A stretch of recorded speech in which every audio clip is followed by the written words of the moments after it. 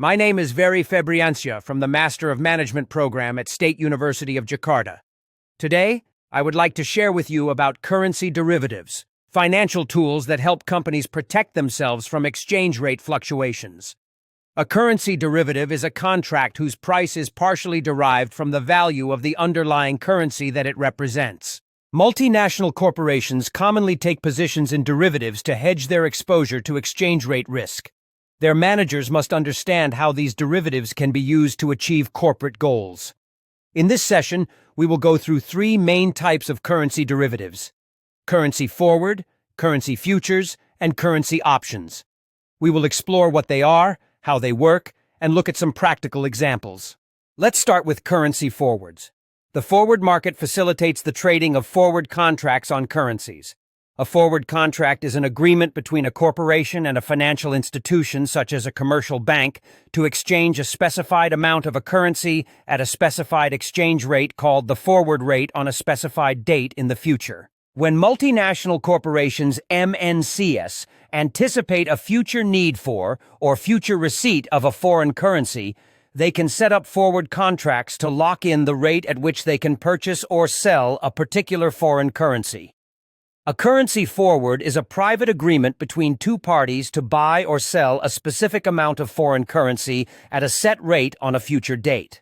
For example, imagine a company in Indonesia that needs to pay $100,000 to a supplier in 3 months. To avoid losses if the dollar strengthens, the company can lock in today's rate through a forward contract. Key features: it's customized, traded over the counter, and usually doesn't require upfront payment. PT ABC Indonesia plans to import raw materials from the United States worth $500,000. They worry that the USD/IDR exchange rate might rise. So, they sign a forward contract with a bank amount, USD 500,000 agreed rate, Rupiah 16,760 per dollar, and the settlement in 3 months. Now, even if the rate rises to Rupiah 16,960, PT ABC still pays at Rupiah 16,760. That means they are fully protected from exchange rate increase. Next, let us look at currency futures. Currency futures contracts are contracts specifying a standard volume of a particular currency to be exchanged on a specific settlement date. Thus, currency futures contracts are similar to forward contracts in terms of their obligation, but differ from forward contracts in the way they are traded. They are commonly used by multinational corporations to hedge their foreign currency. In addition, they are traded by speculators who hope to capitalize on their expectations of exchange rate movements. This is quite similar to forwards, but with some key differences. Futures are standardized contracts traded on official exchanges, like the Chicago Mercantile Exchange. They have set contract sizes and fixed settlement dates. And unlike forwards, futures require a margin deposit and, here's an example. A trader in Indonesia expects the euro to strengthen against the US dollar because of new policies from the European Central Bank. He buys a euro-US dollar futures contract. If the euro rises, he can sell the contract later at a profit.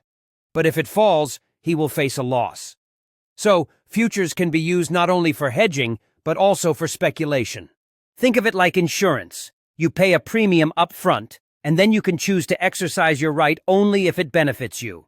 There are two types. A call option gives the right to buy.